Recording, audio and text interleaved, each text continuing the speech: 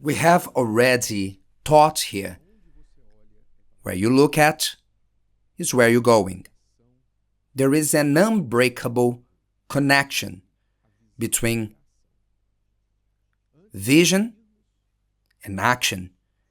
Before we acting, we see. That's how everything in life works. Before you're doing something, first you see, at least in your imagination. I'll give you a few simple examples. If you are on your way to work, it's because when you woke up, you thought, I need to go to work today. So you visualized yourself at work. It was your destination this morning. Then you prepared yourself and you started to do everything necessary to get to work.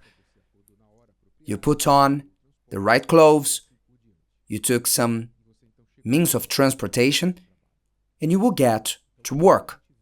So first we see, and later we act. You feel thirsty. Your body asks for water. So depending on the place you are, your body will ask, where is water? If you are at home, it's in the fridge. And then it comes the image of the fridge on your mind. And then you go and you drink it. So first you see, and then you act. So where you look at is where you're going.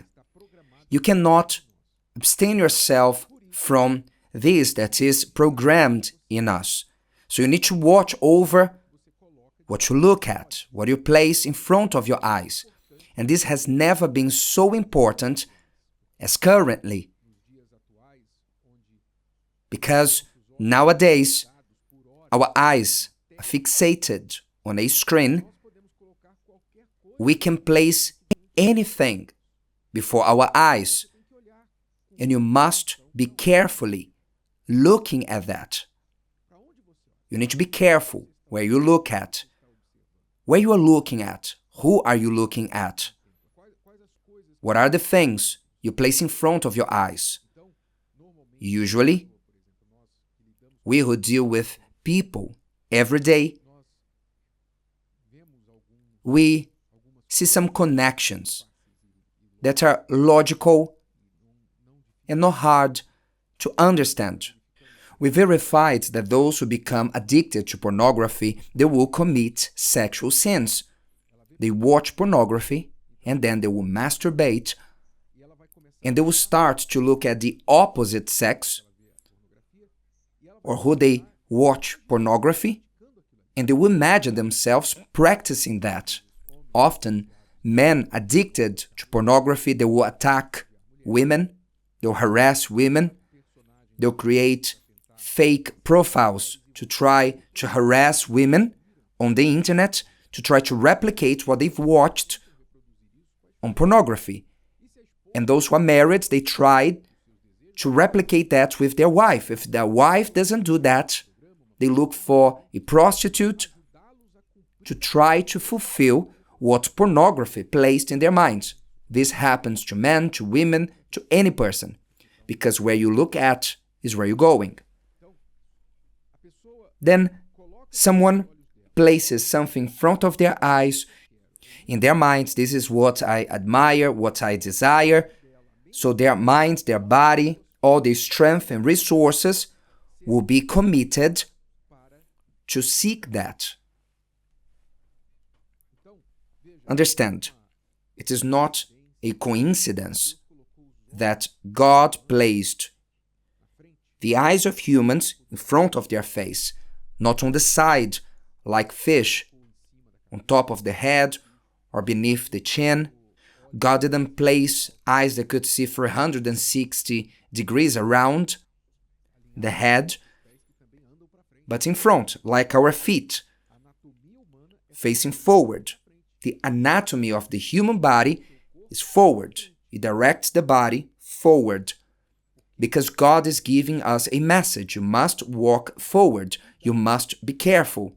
Where you look at, where you direct yourself to, you must be careful. The human aim is always to look forward. Where?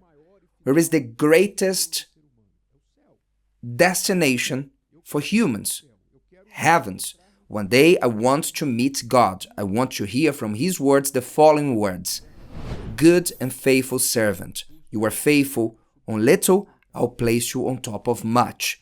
Enter the joy of your Lord. I desire to hear these words from the Lord Jesus the day I meet Him. So what should I do? Every day, what do I aim to do? To look at heaven, the destination of my soul, my Lord. To imagine the day I will meet my Lord.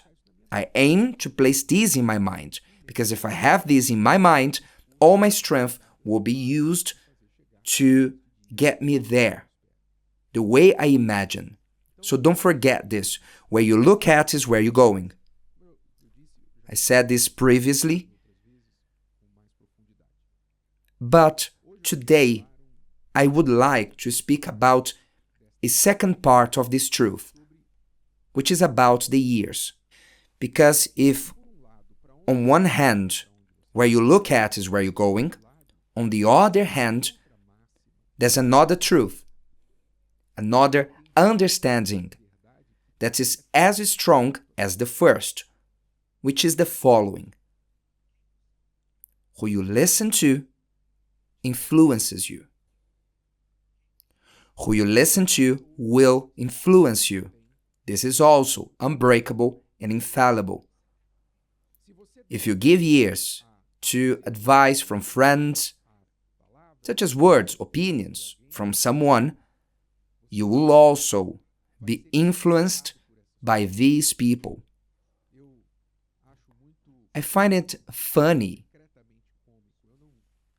deep with me.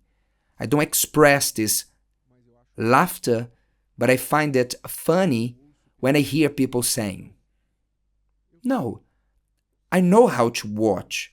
I know how to separate things. I don't let myself be influenced. I watch this, I read that, I say this, I hear that, but I don't let myself get influenced."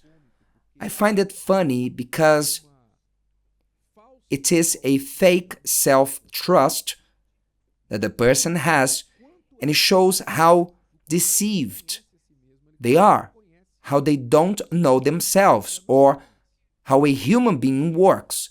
Because if human beings were not influenceable, so God wouldn't work with word. God would have given up on human beings, but because human beings are influenceable, God works with words.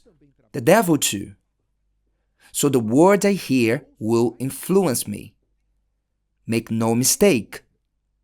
For instance, let's give another simple example so that you may understand. I remember when I was a child, I was born in São Paulo, but my father is from Rio de Janeiro and my mother from Paraíba.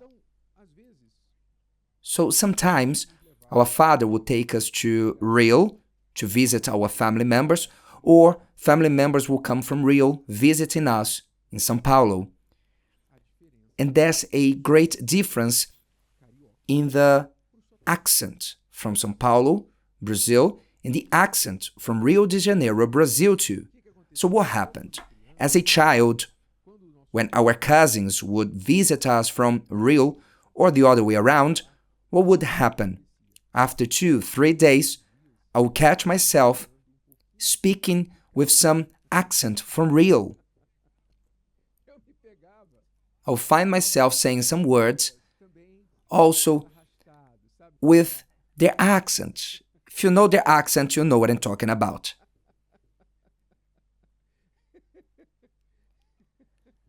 I would speak using more the letter S as they use. It was different. And it was very funny. But the fact is, I was influenced. I was. And likewise, when I worked in England, my English was influenced to sound like the British, because I was talking to people in England, the British.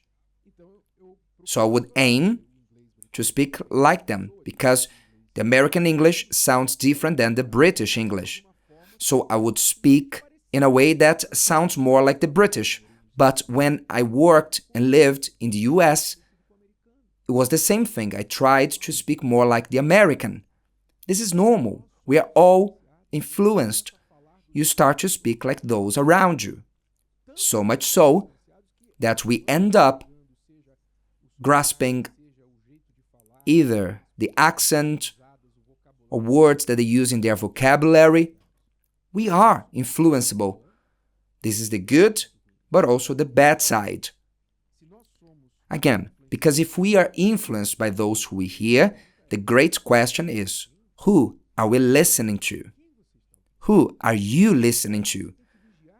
Then you must watch what you give ears to, the music, the book you read, the news channel,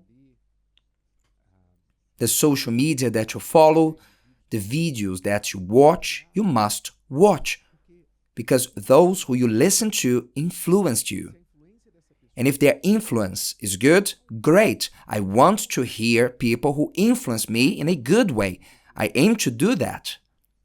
But those who only have poison to pass on to me, who mix good with poison, they add poison in the cake, as some are doing, as we hear in the news. 99% sounds good, but 1% of poison. Just 1%. I don't want that. I must watch. I need to say, no, thank you. To get rid of this voice, quiet this person in my head, in my ears, because I don't want to be influenced by evil. And I don't trust in myself to the point of saying I won't be influenced. I rather not hear or not see. There are places I prefer not to look at, just as there are people, content that I rather not listen to. But this is me. This is the care I have with my soul and the destination of my soul. You can decide for yourself. If today's video helped you and you know someone that could benefit from it, share it with them, and if you haven't subscribed to the channel, you may do so now. See you later.